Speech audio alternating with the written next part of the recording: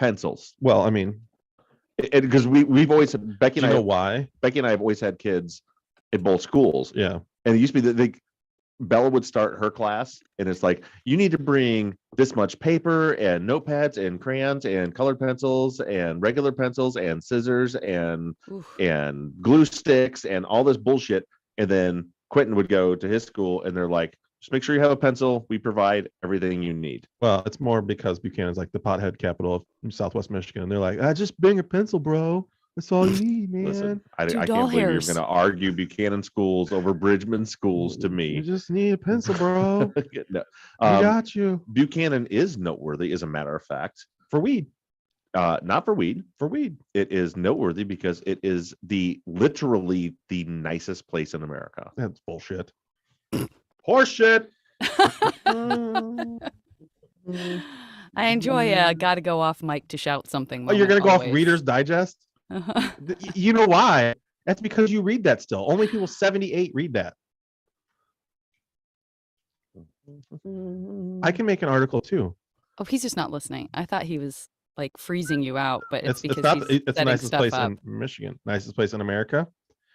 Dude, that was in 2020. They didn't know what they were talking about. Everybody had COVID. Fucking COVID brain right there. Yeah, when the world got awful and everyone hated each other. Look at this.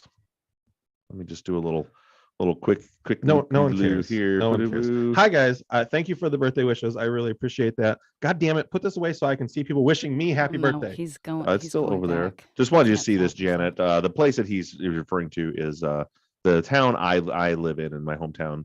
The title of the article from Reader's Digest says, "Fighting COVID-19 and Racial Injustice. Buchanan, Michigan is the nicest place in America." Who has one of the highest rated schools in the in Michigan? Huh? Who has one of the highest rated schools in Michigan? Buchanan. No, they do not. Bridgman does. Bridgman what is the highest blouses rated have you been school buying that's what's being advertised to you up top? What's that? Just so some you can buy to your customized. mortgage? No. But 50 things this nutrition says a lot. eat. No, that's a pop-up that just happened. What are you? There's people trying Let's to talk move on. to them. They want to see this stuff. They don't. Oh, it's No, new- everyone's new- doing what I did, which is go, okay, there's a Jennifer Jeffley case. There's a Yeah. everyone's looking at everyone wants to know what your desktop looked like, just like I did earlier today. Bridgman schools It's the highest rated school in Southwest Michigan. are super fantastic. They're as rated long higher as- than Lakeshore. They're rated higher than St. Joe. They're rated way higher than Buchanan. Rated in what? In whatever they rate them in. I don't know. If you're going to speak intelligently on the topic, I want to know Fucking look it up. I don't what's the listen. I don't data? have a clickety What's clack. the data? I don't have a clickety clack in front of me that I can, What I know. Pull up Bridgman schools Reader's are great. Digest. Yes. Bridgman From schools 1972. are great as long as you're a perfect student and don't need any help. And then they're awful and they try to kick you out of the school and try to make you go to a online school somewhere else so that they don't ruin their numbers. Discussion off the air. We can have some discussion off the air. Buchanan had this schools discussion give, before we started live streaming, I guess. Buchanan schools gives $15,000 to every graduating senior towards college. No big deal. There is asterisks on that, so just make sure you don't say that. You can't just say that. Well, you have to go there the whole time. Yeah, you have to go there the whole time. Yeah. That's a different. Lynn's I think they back after prorate it. the last night's marathon. I cannot believe that she's actually back. I guess you weren't too awful. You know why? Hold on. Because Can Erica we was scroll there. so I That's can what see made it these good, I people bet. that are acknowledging me and not you? Because it was way. my birthday. Hello, friends. Hello. There's one happy birthday. There's I two love right Santa there, right at the Tony. top. 3. Yeah. My kids have always school gift supplies. I see. Want to see the pirate hat and eye patch? I did too. Zach didn't. I bring it. forgot him. Listen, that's how we got into this argument. Is I was off buying school supplies this morning and I almost didn't make it here on time. Yeah, he got here at like 1-2 minutes before we went live. No big deal. For the I Patreon. ran in here, sat down. I was literally not on the Patreon. I was in the room because I was still writing my notes down. My And if heathen you're on children the are running around your house. Yeah, there's unsupervised kids running around. There were kittens. Yeah.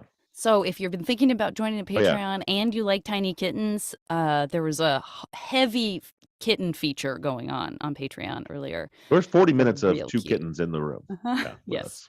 Yeah, a Yeah. solid 40 minutes. 2 of it. kittens, 1 Bob. It was. Valeria's there. She was there last night.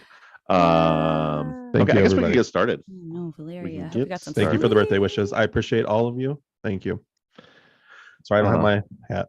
I'll try to remember next week. Your pirate I hat, made yeah. Zach a homemade card for his birthday, which those of Here you we that were go. on last night know that. Oh, YouTube people. I just want everybody to know that my dearest friend, Janet, is the first person to wish me happy birthday.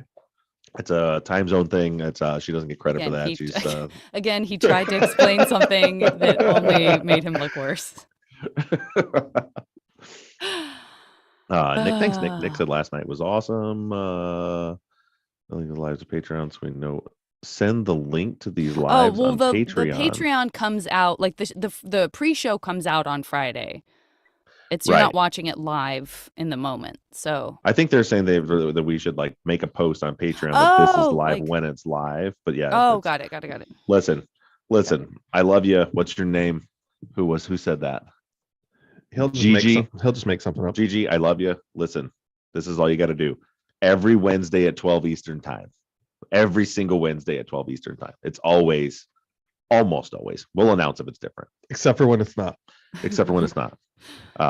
Yeah, so just plan on 12 Eastern time on I Wednesdays. just caught Janet's name and I really like it. Appreciate it. Hot Not Bob. I forgot to change the name. Hot Bob. Oh yeah, that was Hot Bob. And Well, that means that I'm the not Hot Bob. well, we all knew that.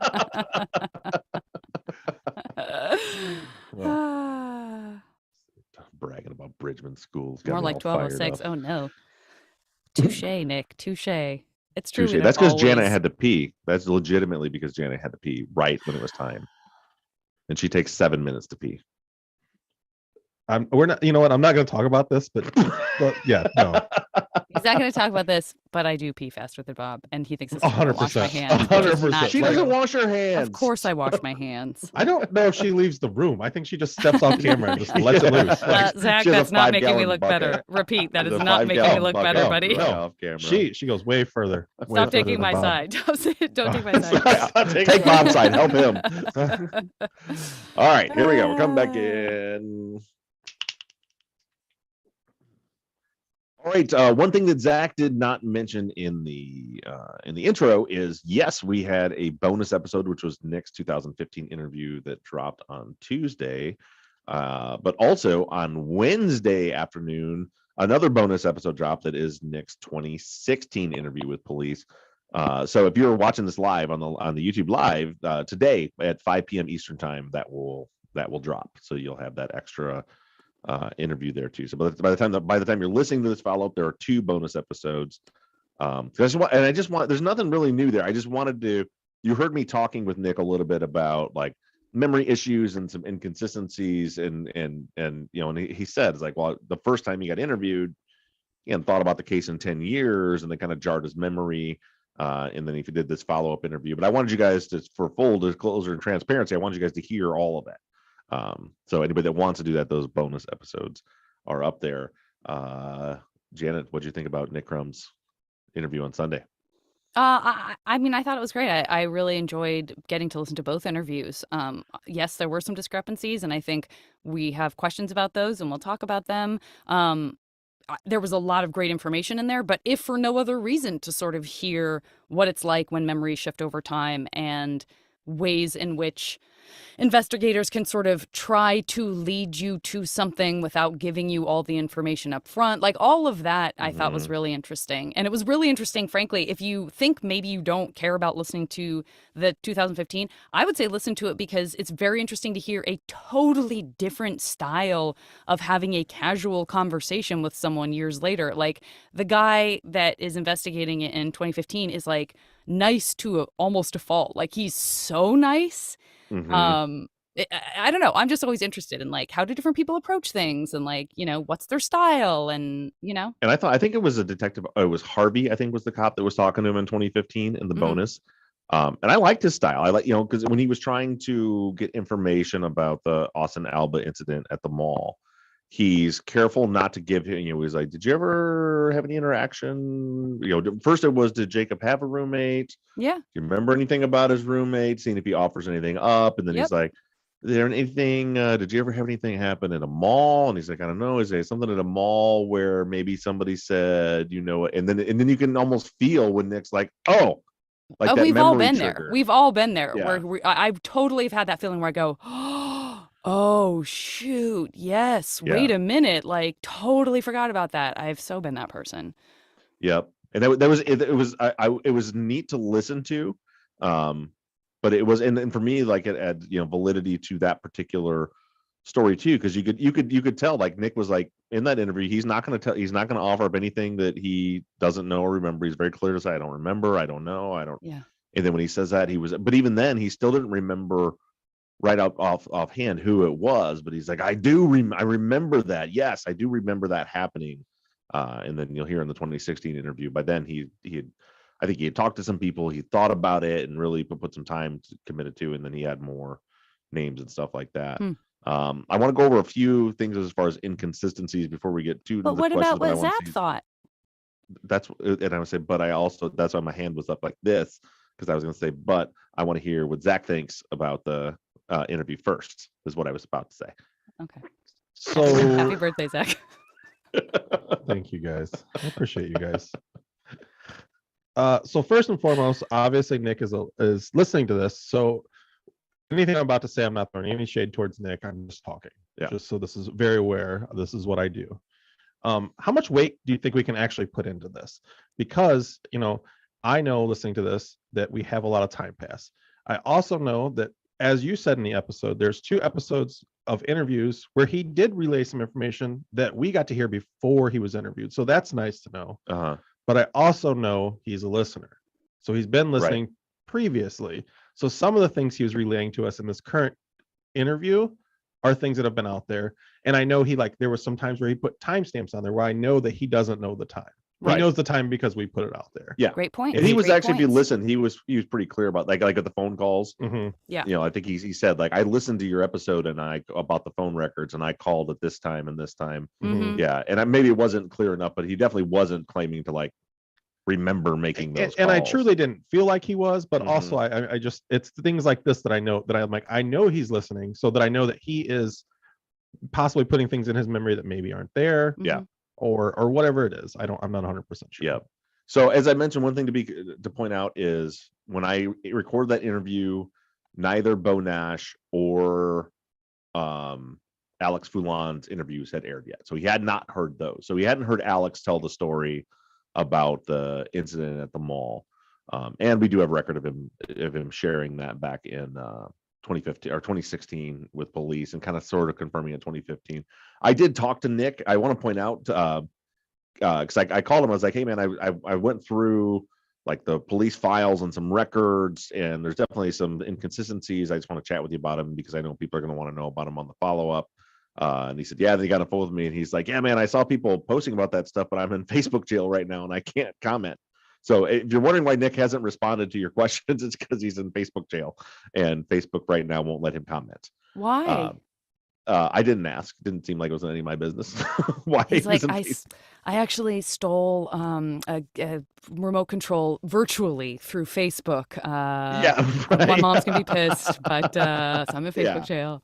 And Nick. as Janet kind of jokes about that, that's one thing that does lend credibility is, his sense of wanting to tell. And he's like, oh, I hope my mom's not listening. Yeah. And then he tells, and that to me, that lends true, because that's something you're not going to want to just put out there. Right. And my impression from just talking to Nick in that interview, and then I spent about a half hour talking with him on Monday evening, was that Nick's doing his very best to just be completely honest and tell the truth. Mm-hmm. And as I discussed with him, I said, there's things, memories get manipulated, you blend things, and like for one example, that I touched it. Somebody, and I think the question was like, we told Bob, I was like, I knew this weeks before this came out that this conflict was there.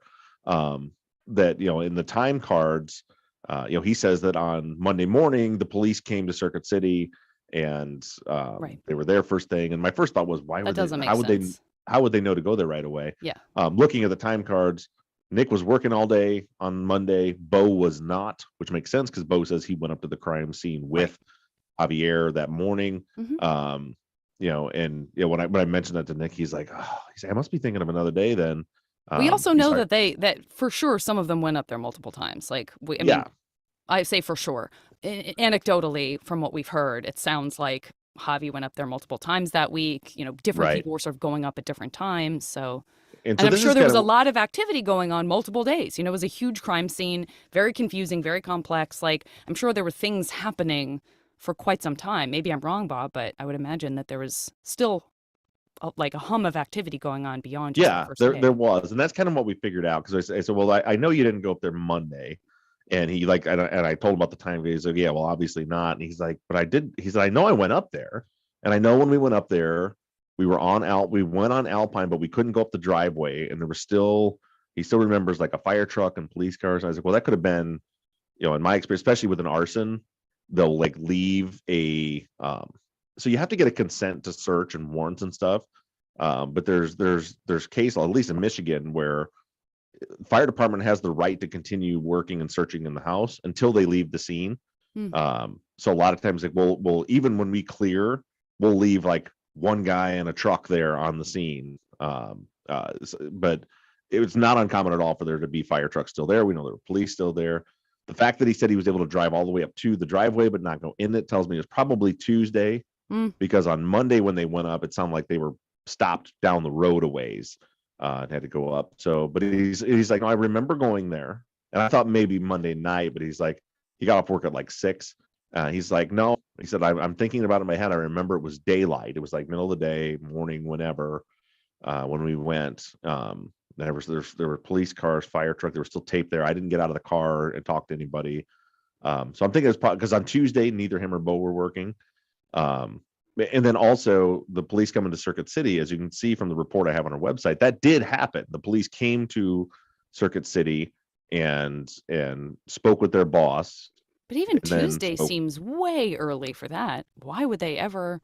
That feels like no, that it's- wasn't Tuesday. Yeah. That was, I believe, the 28th, like 10 Okay. days later. So he's but putting what I'm together saying is memories, perhaps. Yeah. Tuesday was the day that they weren't working. So it sounds like he remembered them coming to Circuit City. He remembered going to the crime scene over the years, plus listening to the podcast.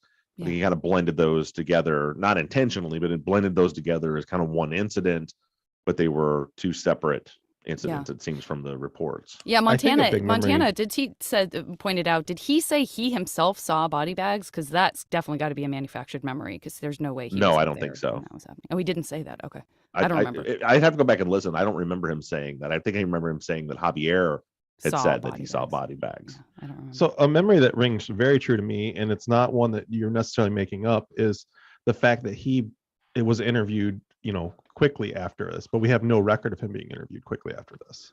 That's a big thing. And I've been doing a ton of research on it.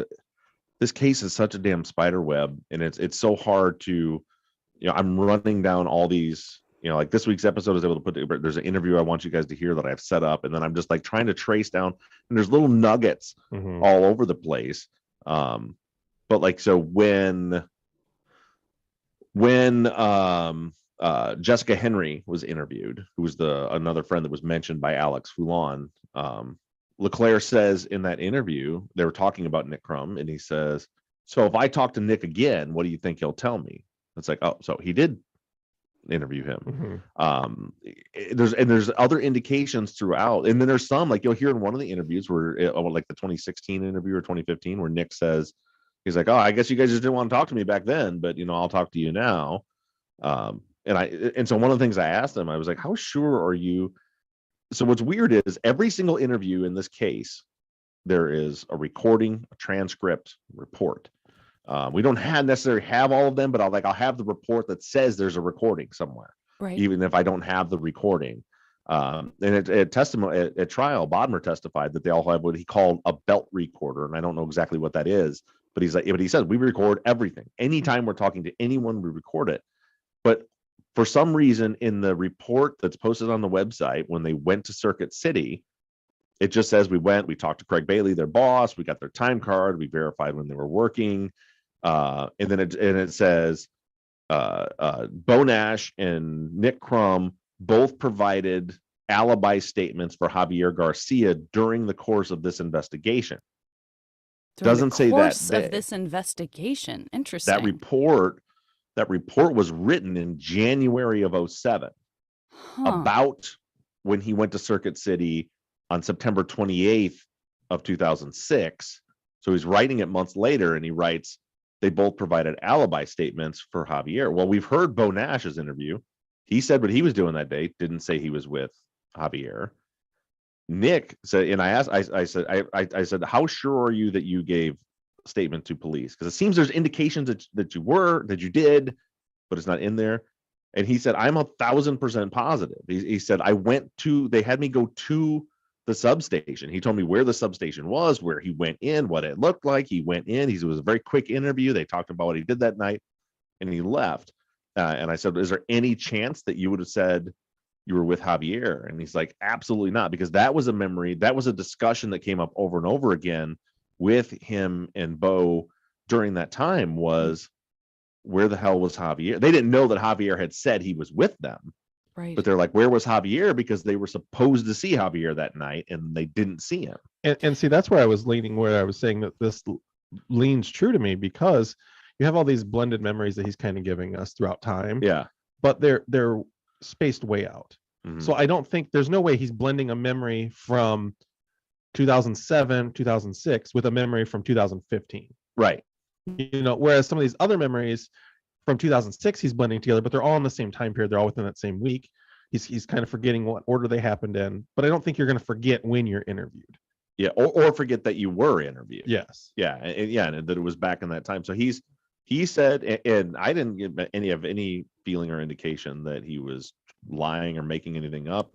I said he definitely got some things wrong, but that's normal for that, and we're able to, luckily through the case file, figure out like, okay, well, if you said you went up there on Monday, we obviously didn't because you were at work, but that doesn't mean you didn't go up there. It was probably a different day. But the interview is like, all of a sudden, it really is feeling to me like someone was running interference for Javier. That doesn't mean Javier did this or that Javier was involved with it, but it seems like somebody sure, when he says his alibi is that he's with Nick Crum and Bo Nash, Bo says he was never with him. He was supposed to be, but he wasn't. And he said that the next morning, like within 12 hours of the murders. Nick says that he would have told police that who he was with and what he was doing, and he was supposed to be with Javier and wasn't. And for some reason, there's no report on that interview. There's no transcript of that interview. There's no recording of that interview. And then they write into a report, a little throwaway line, Nick and Bo gave alibi statements for Javier, when Bo, from what we heard, didn't, and from what Nick is saying, also didn't. I guess, but I mean, Leclerc just seemed so dogged in a way that I appreciate about trying to pin down Javi and what was and wasn't making sense. So whenever that interference would have happened, I guess it would have had to have happened later on than where we're hovering with the different interviews, because it just seems like he's not buying any of that, and he's putting so much pressure on Javi to try to take that lie detector, And I know too, like Matthew, I'm just gonna like quickly sprinkle in some stuff that's coming up from listeners while you're bringing it up. But like, Matthew, I remember on the Facebook page, has said, yeah, but isn't it kind of like, what does it mean that Javi goes straight to Corey's to make sure, potentially, for speculating that he goes to Corey's to say, make sure you tell them what we were together because I told them that. Why doesn't he reach out to the other two guys? If he knows he's not telling the truth, why would he ever put himself with those guys without having a conversation with them? Like, he's just hoping that they're going to say that that's true. So that seems kind of odd. And then Kristen also wondered, like, I think we find out that really for a long time, Nick didn't know that he was supposed to be Javi's alibi. But because one of the things that Kristen was thinking was like, gosh, why wouldn't you ask at some point, like, hey, why did you tell them that we were together? I really want to know why. He didn't know. The police never told him that. So when would Bo and Nick have been having the conversation of like, why did he try to have us alibi him? I don't think they ever did. The conversation they had was, where the hell was Javier that night? I see. Okay, I'm sorry. I thought you were saying that they were saying that in reference to later finding out. No. They were just saying, where was he that night? Because they they both said, right. And again, you guys heard Bo's interview before Nick's, but Nick hadn't heard that yet. I played that a week after I interviewed Nick. But they both said that there was a plan to meet with Javier and see Becky. there's all those weird details about that too. Like Nick thinks that they were supposed to like go to a party or pick her up, but what he remembers is they went to Denny's and they said she wasn't working, and he remembers that they were supposed to be with Javier and Javier wasn't there. And that's all he remembers. As far as the previous question about why would he go to Corey's but not to Nick or Bo and tell them to verify things, I mean, all I can do is speculate on that. I mean, if there's a world where, and I'm not saying this is the case, but if there's a world where Javier and Corey were somehow involved in this together, that would be the person I would think he would be worried about. Hey, make sure you get this story straight because we know we were together. Whereas Nick and Bo, had no connection or involvement to it or whatever, they wouldn't be first on their mind. I do wonder about what Nick is going through or what he's kind of misremembering, because he does say, and he does mention it in the interview, that he says we went to Denny's because we were going to like pick her up or something and go to a party. He's like, but it sounds like she got off at 5 a.m. So that doesn't make sense. So he's kind of going through that as well. So I don't know if he's misremembering the day. I don't think it's the day because I talked to him about that a little bit too. It's he remembered that there was a reason they were that somehow or another they were supposed to connect with Becky, and he was kind of an outskirt of the friend group. He wasn't really friends with Becky that much. Is it like he said, I didn't know her schedule or anything like that. He said, I remember there was a plan to meet up with Becky, and maybe the plan was just to go have dinner, just go grab something to eat at Denny's. The way he remembers it now, 15 years later, is they were supposed to go to a party or something with her, which obviously probably isn't the case because of her work schedule. But yeah, he just, and he, like I said, when I talked to him, he was very open about the fact that he's like, I'm doing my best to remember these things, but I don't remember. He said, I'm positive we went to Denny's, and he said that there were people, when I talked to him on the phone, that there were people in their group that were already there.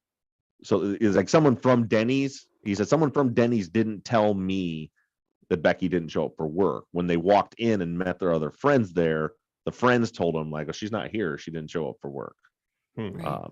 He remembers, but he doesn't remember why. Yeah. Well, I want to know who that is. Who was there? Who else was there that we would know? He gave some names, people we hadn't heard before, and he said he wasn't positive because there were some other friends that kind of had joined. Some new group. friends to the group, kind of. Yeah. But keep in mind with that too, when Bo was interviewed, to what I think you guys, I've listened to too many interviews, so you guys got to keep track. When Bo because was I don't think morning, we've only heard one Bo interview, and I got to quickly say on behalf of a couple people in the chat, I don't think we've heard Bo say anything.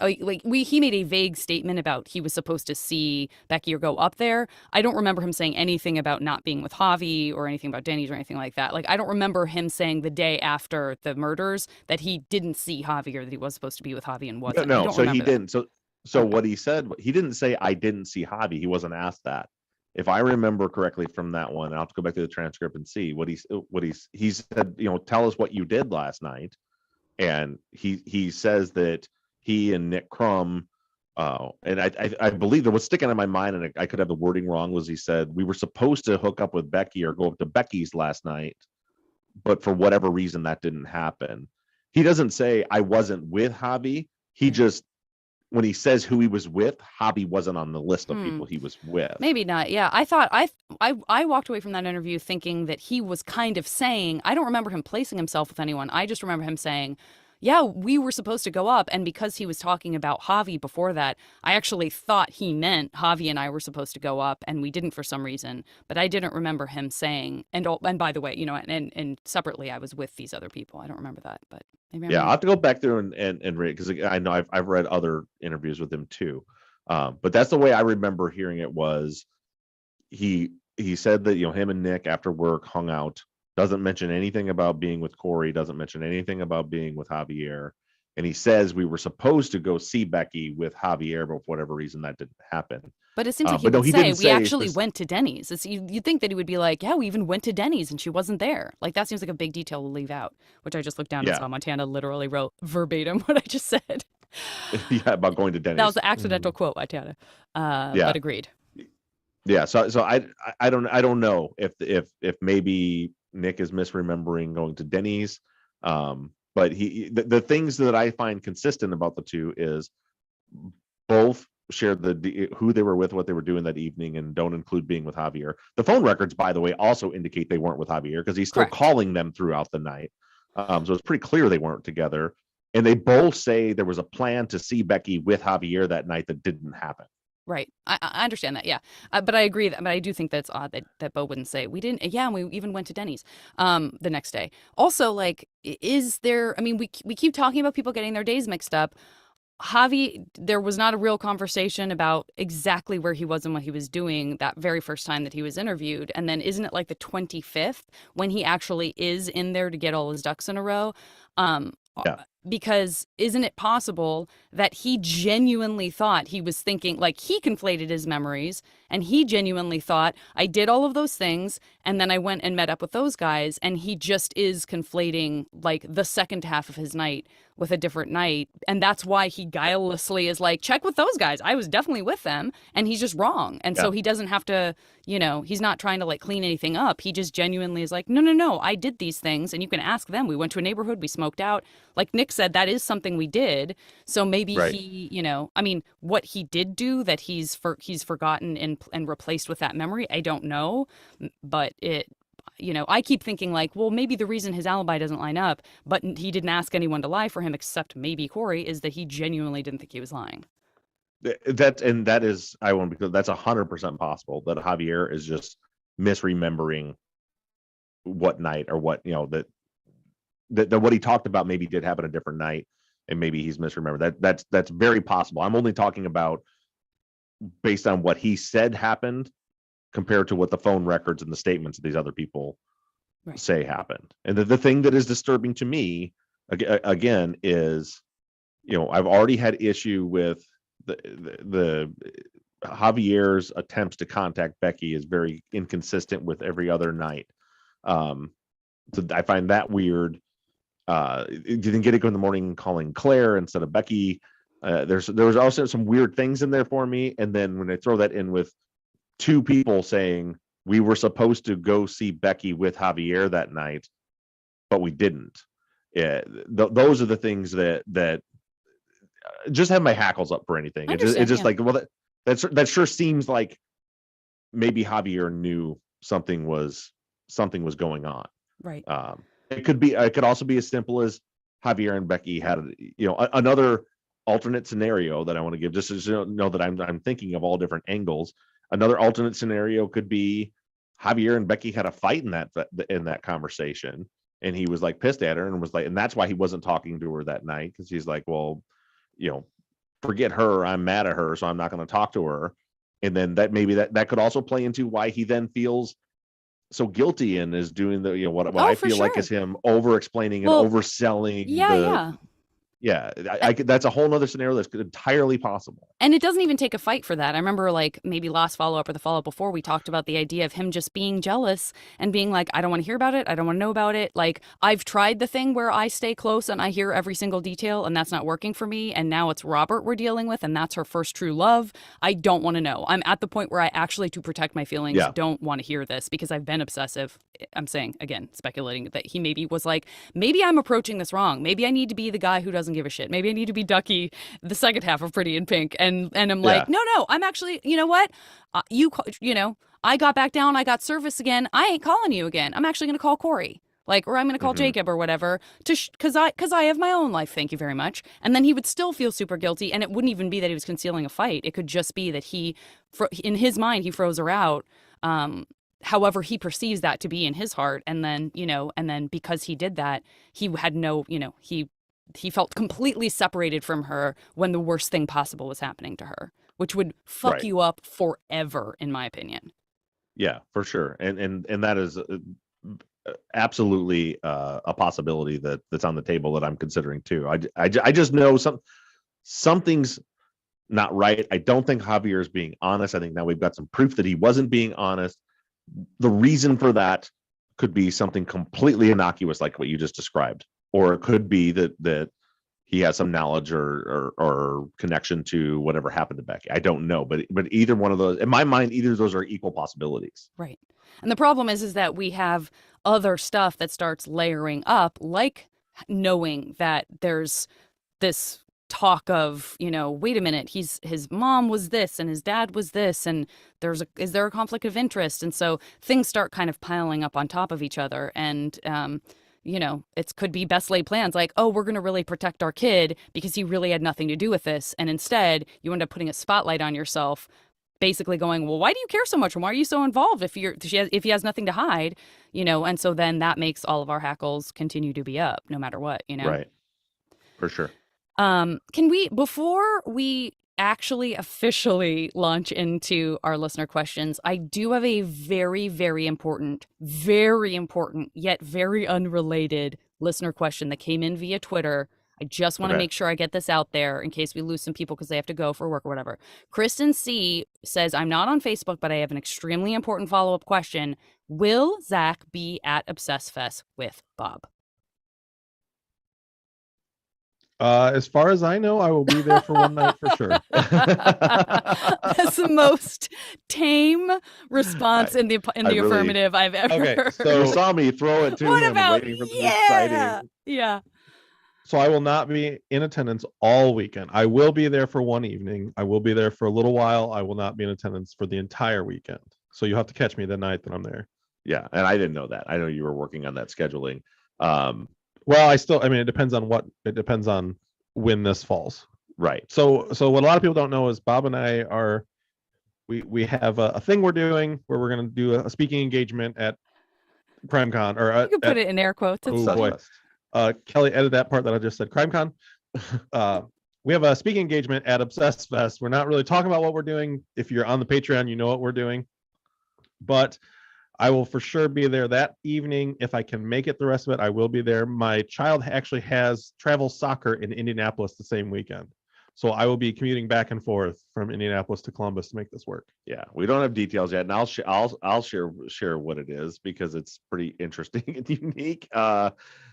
We committed to something that we'll see how it goes, but Patrick Hines told us he wanted Obsess Fest to be a fun, laid-back true crime festival, and I have some serious stuff I'm doing. I'm doing a panel on the West Memphis 3 with Jillian and I believe Damien.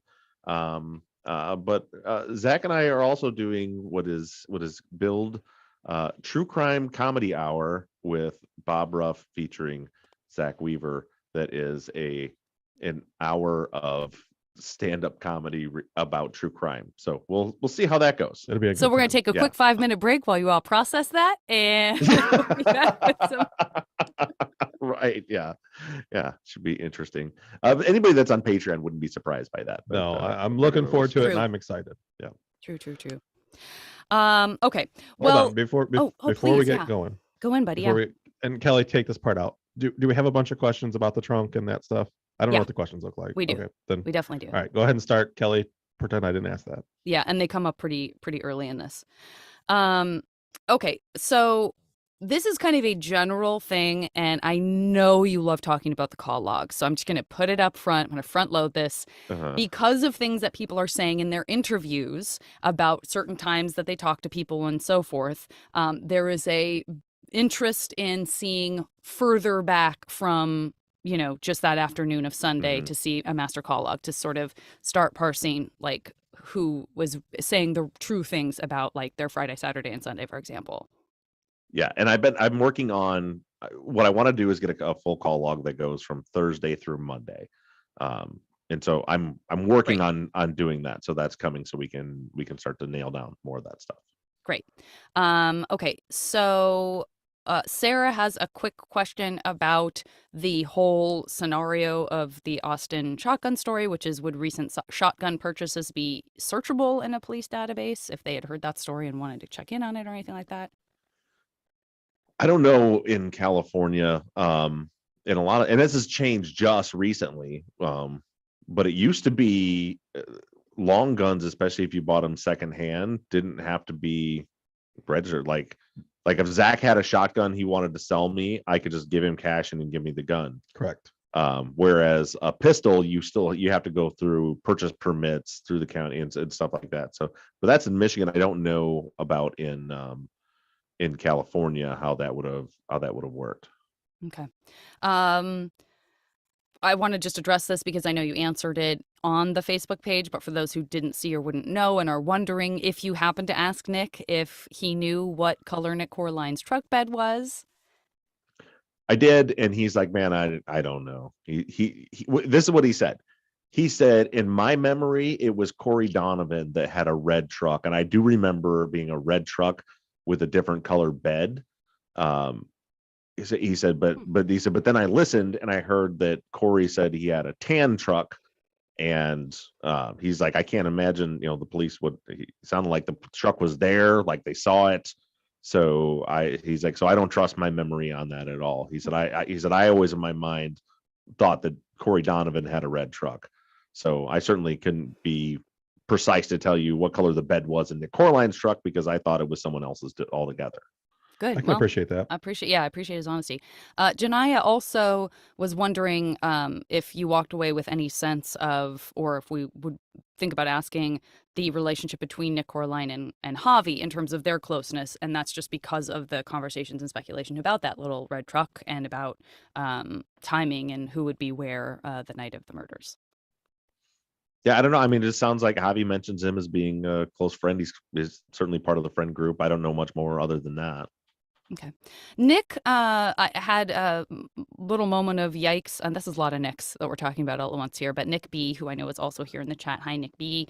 Had his the red flag of the photo that Nick Crum says he saw on Javi's phone, that Javi showed him, of the wheelbarrow, and the conversation that they had about that, if it happened, and putting that together with the fact that in these later Javier interviews, we learn that his phone has broken and that it's not available to him and that he's not available to be reached. And so I think Nick was sort of wondering, thinking about the timing of, the phone breaking and the photos on the phone and stuff like that. I know we probably don't have any information, but. No, I mean, I think the photo's strange, but I always hesitate to put a judgment on what's. I mean, I believe it happened. Nick said he never had went to the actual crime scene, and, he knew that the handles were cut off of the wheelbarrow. So it seemed, and I think Alex, if I remember correctly, Alex Foulon knew that too. Yeah. Alex portrayed it as the killers took the handles. That's what he thought. Yeah, because he didn't know that. But yeah, I don't know. I mean, Nick. So a lot of, and what you'll hear if you listen to the bonus episodes with Nick, is there was some weird. It sounds. This is my impression of the whole situation. Around the time of the murders, Nick and Bo were both kind of like, what was going on? Why was, we were supposed to see Javi last night and Becky, and we didn't. Where was he at? Didn't think much of it. And then over time, they see the pictures. There's the incident with the trunk, things like that happen. And then I think over time, they just started to. It's tricky, especially with teenagers, because they start to. It happened with like Adnan's case, right? So police start going to the school and indicating to everyone that Adnan is guilty, and then everybody starts looking at everything they did in a different light. And I think that once they got to the place where they thought, man, I think, because it sounds like Javi's behavior got a little strange after this happened, and I think that completely maybe once they got in their understandable, no matter what. Yeah, I think that once they kind of got in their mind that Javier maybe had something to do with it, then I think they're looking at everything through that lens. It probably didn't. My guess is it probably didn't seem all that weird when it happened. Looking back on it, like he wrecked his car or his phone or whatever. But then, especially then he gets to be an adult and he's thinking about it later, and he's like, well, that's weird. He had those pictures, and all of a sudden his phone's broken and his car's wrecked and his car's gone, and he moves away. But you heard everything, everything. He was looking at everything through that lens. We hear. I think it's super weird that Jake. There may be in the bonus that you'll hear on Wednesday. But he's like, I think it's super weird that Jacob changed his name right afterwards, which we know. No, that he was in one of these. Yeah, it was in one of. I think it was in. Yeah, so you get that impression that he's not making anything up, but he's just looking at things through a certain lens. Right. When in fact it was just Jacob's mom got divorced and he didn't want to have a stepdad's last name anymore or whatever Yep. it was. So he was changing his name was all that was. Yeah. Yeah, I appreciate you saying that. And on the Facebook page, which, by the way, I knew this was going to happen. As soon as I joined and started looking at the follow-up, that meant I also had to look at everything else. And then like half my entire day of other stuff I was supposed to do gone yesterday because I was so Right. fascinated by what everyone was saying. Got to learn how to control that. You guys are very dangerous because you're very smart and you're always on there making great points. But that was something that came up that I think people touched on in conversations on Facebook was like, remember, their world consists of the people that they hang out with, and you start to try to ascribe meaning for things that happen and limit it to that circle if you're given the opportunity to do that. So that can be part of it. And then two, I can't remember what I was going to say, but this brings us to the trunk and brings us to the sort of, when did that happen? What really happened? Was Javi the one to open the trunk? Was Nick the one to open the trunk? What about those trash bags? Teresa wants to know if they were, was there a box of them? Were there a bunch of empty ones? Did it seem like stuff was in them? Christy pointed out, like, okay, wait, didn't we also hear about trash bags in Austin's car from someone? Was that just someone conflating a story that they had heard? All of that kind of stuff around the trash bags, the shovel, and the small gallon of gasoline in the trunk. First things first, like the thing that struck me as odd, and most people in the conversation on Facebook, that didn't strike them as odd, but having a gas can in the trunk of your car is not. It shouldn't be normal. It's extremely dangerous. It's actually illegal. It would stink. It would come through your, like, that's a weird thing to have a gas can just riding around in the trunk of your car, inside the compartment of your car, where there's nothing but a seat between you and this flaming flammable liquid that smells bad.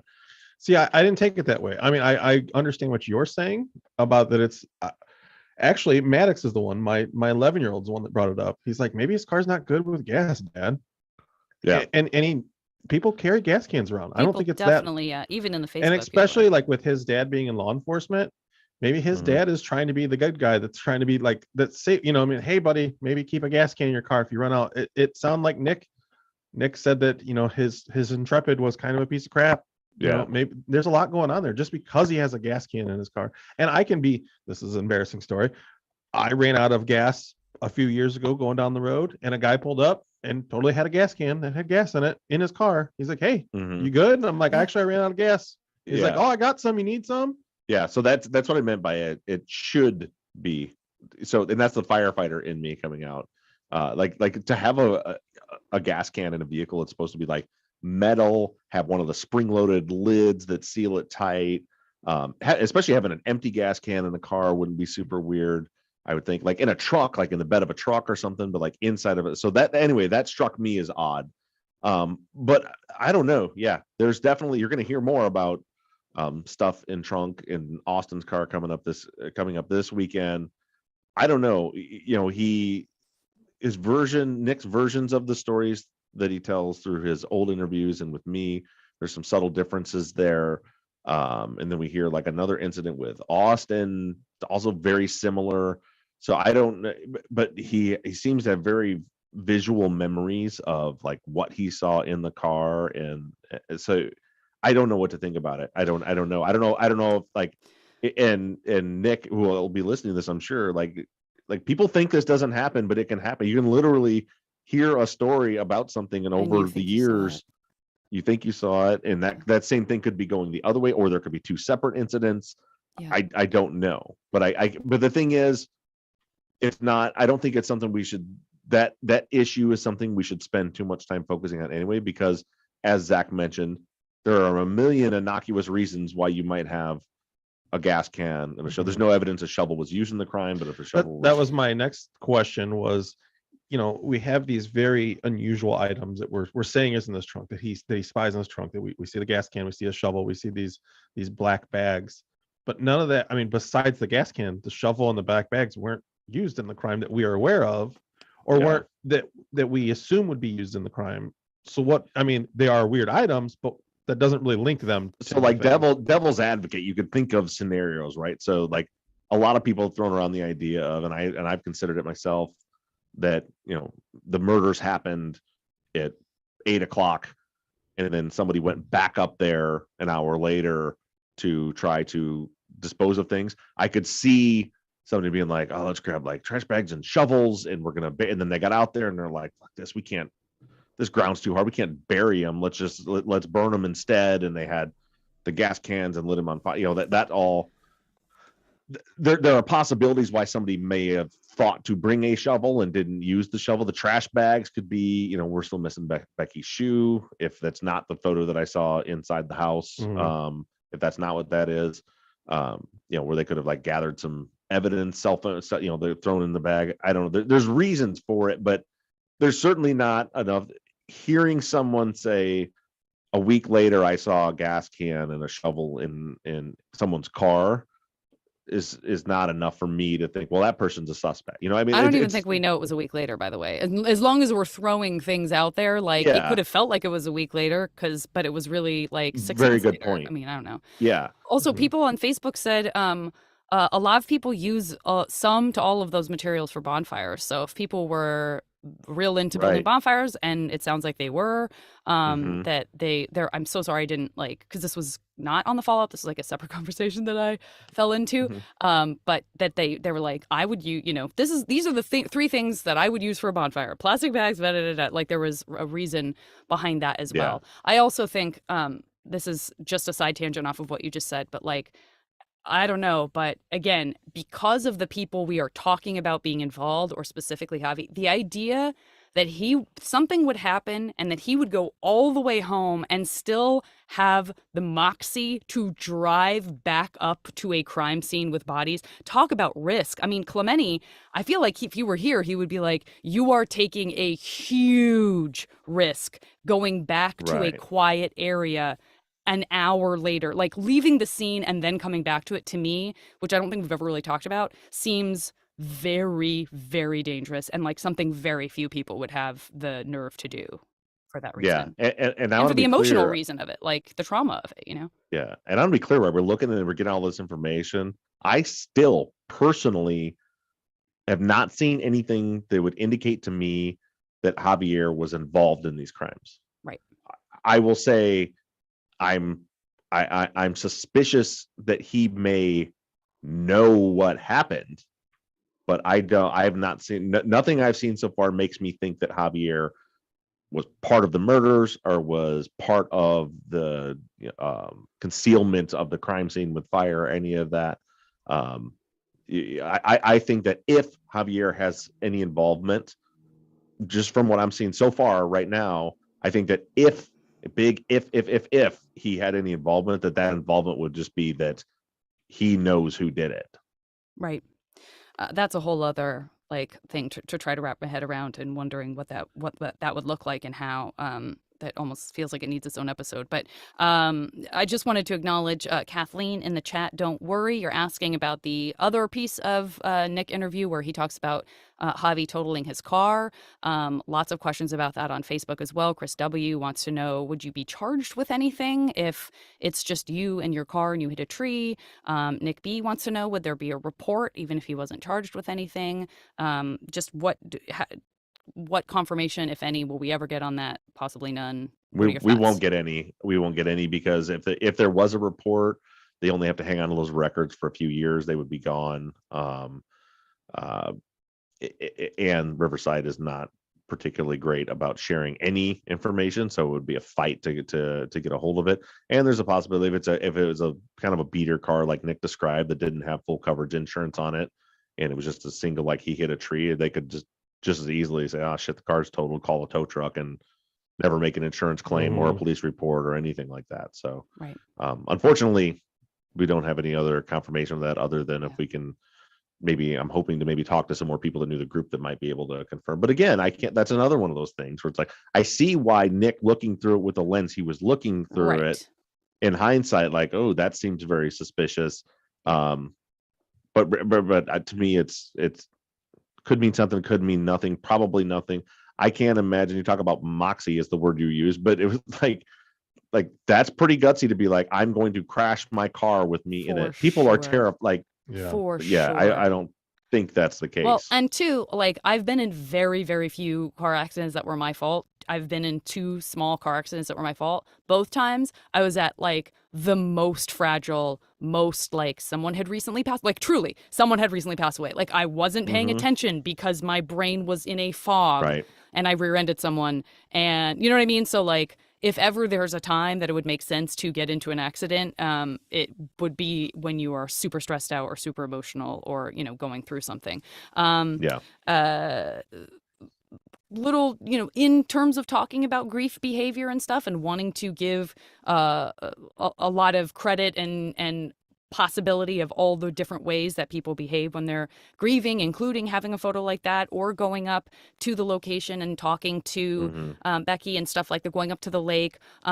Yeah, for me, none of that seems suspicious. Again, just because people, I know how different people are and I know how I Yeah. am. But if we ever wanted to follow up, like, you know, just a little question with, you know, a forensic psychologist, I'm sure we could get a little bit of reassurance that there are or are not things that, you know, could be red flags about that stuff. Yeah. I think the answer, I mean, obviously I'm not qualified to make that call, but in my limited experience, the answer would be people grieve in different ways. Like you can't, you know, you can't look at any of those things and be like, oh, well, they're obviously the killer because they went to the lake and talked to a dead person. Like that's Mm-hmm. people Yeah. do. Remember there was a guy in Brisbane where you live, where I used to live too. This guy's wife passed away, and I remember when I would drive home from the fire station for years, every day when I would drive home, the guy would be just standing out of the cemetery where you could see it in front of his wife's grave. Mm-hmm. No chair, no nothing, just stood there. Yeah. Every thing, and this guy was probably in his 40s. Yeah. Every single day when I Oh, drove by, he was standing out by his wife's grave. that's Like so heartbreaking. that's yeah, it's heartbreaking, but it's like I could look at that and be like, that's nuts. I would never do that. Like I would just stand there all day. You got it, but that was just his way of grieving. Yeah. My point is, you can't. I will never put suspicion on somebody because of the way they grieve, because everybody grieves differently. Yeah. Okay, let's move into this. Sort of takes us into Nick's 2015 interview. Obviously, there's a lot of overlap. We've covered a bunch of stuff that's in both.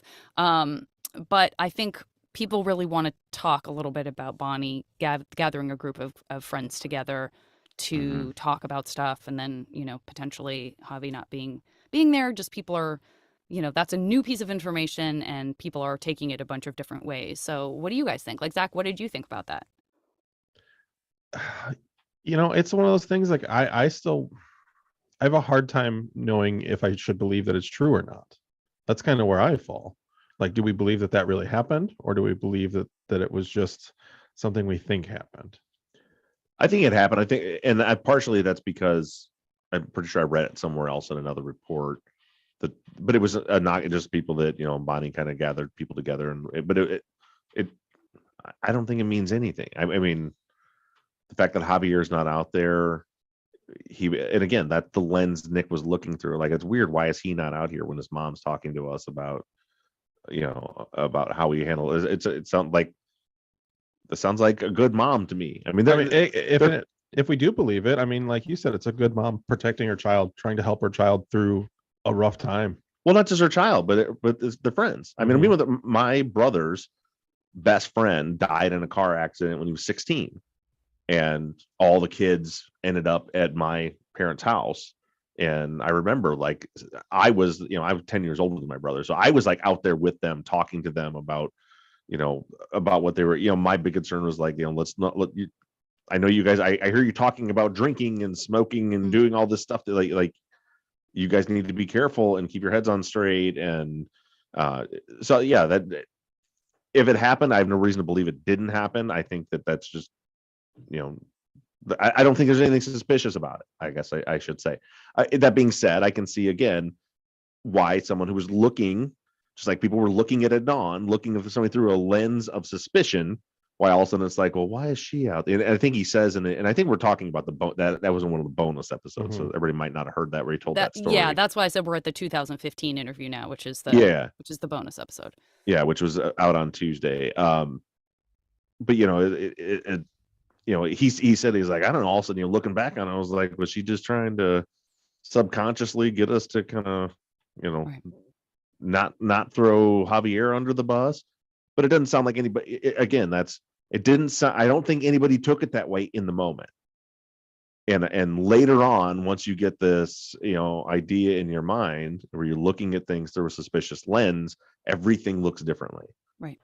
Including the fact that I'm sure we're going to get way more into, again, these conflict of interest that we're talking about, or the law enforcement connections, that all of that sort of pools into this place of like, how much involvement were parents who also had authoritative positions trying to insert themselves or not into the investigation, right, or the outcome of the investigation. So I think that tips it a little bit for people, maybe in that particular way. So I'm sure we'll be talking much more about all of that and where things were in 2015, 2014, 2013 when the things started kicking back up again, including questions that came up about like, so a PI starts the investigation and then the cops, we heard the reaction of Nick saying, yeah, I talked to this PI, and the cop's like, right, and do you remember who that was?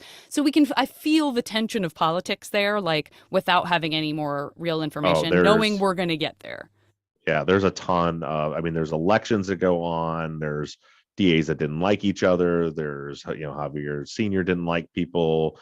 Ron Friedley hired a PI because he felt like they weren't, the police weren't doing enough. And so he's in the mix of it. I don't know how the FBI connects to the whole thing at some point, but yeah, all that stuff is coming up. And I'll take this moment to address. Some people have shared. There's stuff that's just out there. It's been out there for a long time. We've talked about the 48 Hours episode, stuff like that. There's also on YouTube like news clips and things, and like one of them I'll address. There was like a news clip where a reporter was making a big deal about how Javier's dad, who was a DA investigator, convinced Javier not to take a polygraph, and they like made a bit, and like when you watch that news clip that somebody had shared on the page, I think a YouTube clip, like you watch it, it's like, oh yeah, that is terrible. Why is this? Well, Christian's dad also told him not to take a polygraph, and Robert's parents told him not to take a polygraph, and Jacob's parents told him not to take a polygraph. Nobody in the case except Ron Friedley took a polygraph. It's not, it's like the fact that he happened to be, it was kind of spun in a certain way. So just keep some of that. Now, that being said, there is some interesting information in some of those things that we'll talk about later that was revealed. You brought up the thing that I was about to bring up, which was that we would talk about information that's out there that's peripheral that we may or may not be addressing anytime soon. So thank you for that. That's basically it. I mean, Autumn and Taylor, I just want to give them a shout out because they said something similar to something you mentioned on the side moments ago, which is this idea of perhaps Javi knowing something. Maybe he swung by Becky's after the murders and saw something he shouldn't have, or just that general sort of like, I wonder if he knew something. I'm sure we'll be talking about that more in the future. And then just a general question, like Caroline and Valeria, people, some sprinkles of this being asked across the last few episodes. Just curious whose house Becky's phone was at in Sky Valley. I think that came up again because of where Nick Crum lived. Don't know if it matters, but there's curiosity there. Yeah, I saw that question this morning before we recorded, and I have to ask Nick because in my mind it was always she was going to like a cell phone store, and then somebody's like, no, she left her phone at a friend's house. They would like, was it Nick's house she was going to get her phone from? Because he lived in Sky Valley, and I don't know if that was like, but then I thought about it, I was like, yeah, why the hell would she leave the Palm Springs Coachella Valley? That is like, surely there's a Singular Wireless store there somewhere, which you wouldn't have to drive all the way out there. So yeah, I'll have to ask that question. I don't have the answer for it right now. Especially if there's phone records showing like she didn't have any cell activity outgoing for a day or 2 days or whatever, as you go back further into the week. Not saying you have to give us records for now, like Monday through Sunday. Yeah. So don't worry about that. But right now, I mean, I think that's it. I think, again, I know we're still in the realm of, I'm not going to say pulling that string, but I just said it.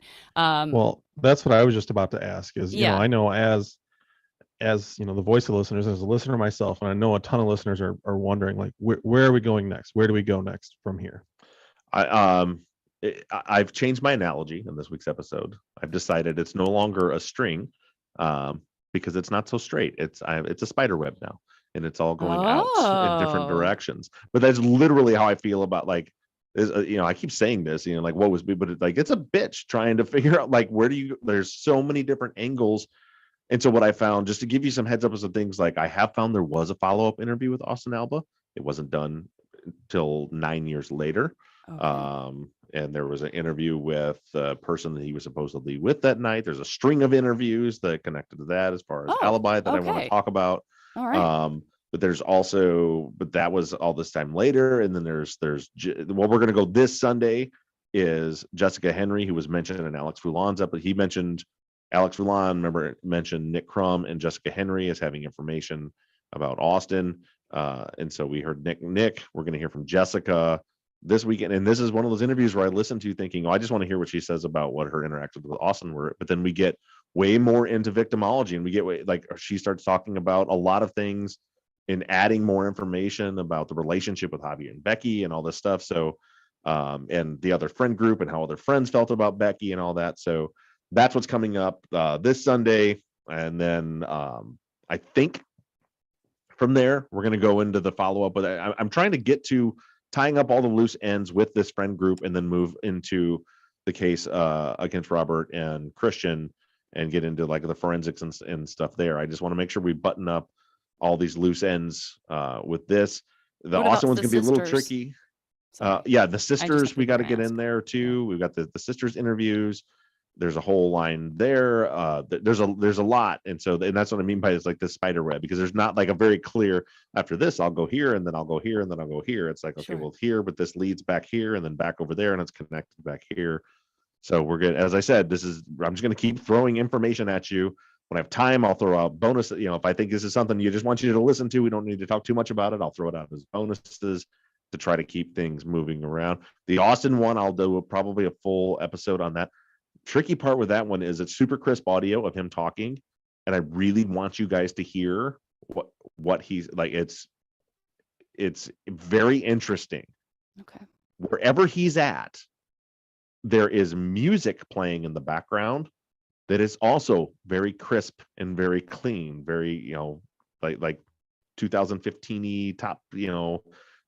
The point is, I can't play the interview on the podcast or I'll get nailed for copyright violations because there's music playing the entire time. All these. So I'm going to have to like break that down and talk. And I'm trying to figure out a way around it because I want you guys to hear some things that are in that. But that's coming. We just got a lot of work to do, people. Buckle in.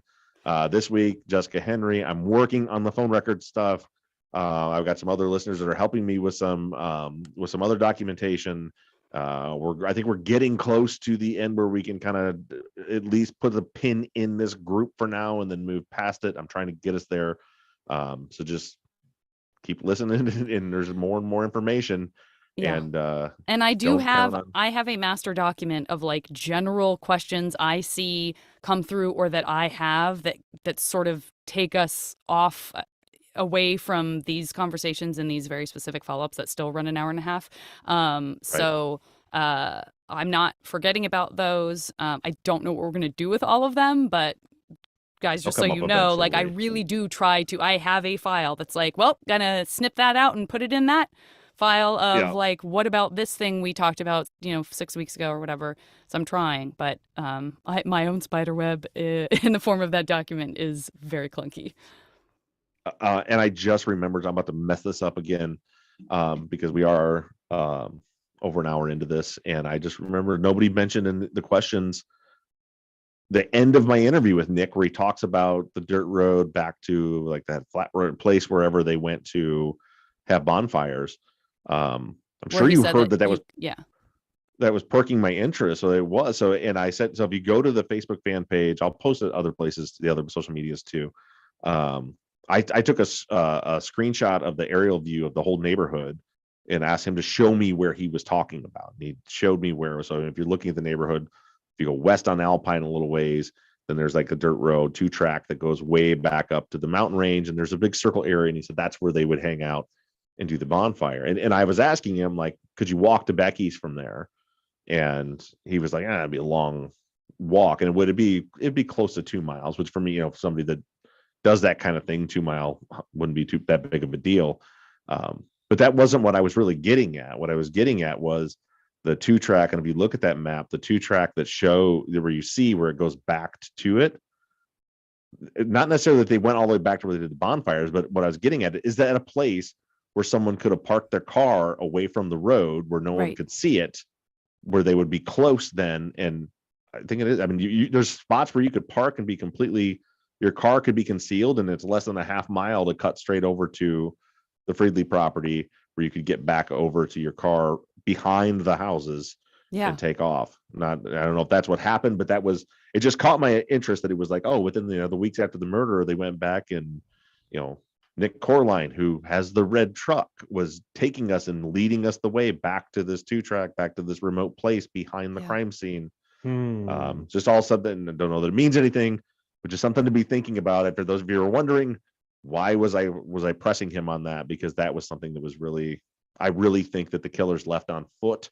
And when he was telling me there's a place back behind the house where someone could park a car, that was very interesting to me. Yeah. Wish we had footprints showing us anything other than some wheelbarrow tracks and some footprints over them. Right. All right. Well, thanks, everybody. Oh, the spider web, Bob, the spider web. This has been fascinating. Excited for next week. Awesome. We'll talk to you guys next week on the follow-up. And for those of you that are live right now at 5:00 Eastern time today, another bonus is dropping with another interview from 2016. Thanks, Janet. Wonderful. Thanks, Zach. Thanks to all of you for listening. Talk to you next week. Bye, Bye, everybody. Shut off audio recording. All right. While we're still live, though, I got a question for Janet that came up in the middle of this interview. That's totally super unrelated. How many accidents have you been in? Oh, I mean, like I said, I've been rear-ended, I think, twice in my life, and I've rear-ended someone twice. One time there was literally no damage at all, so it was like a non-event, but I felt terrible. And then the other time I rear-ended someone and my insurance paid for it. Gotcha. Because she was like, I've been in accidents, but then I was also in 2 that were my fault. I'm like, holy shit. Like, crash. No, but poor Becky, remember, she was like, it seemed like she had been in 5 car accidents that all kind of happened around the same time. Right. All right. I'm so glad that you kept streaming long enough for me to find the spiderweb emoji, because that was super important for me to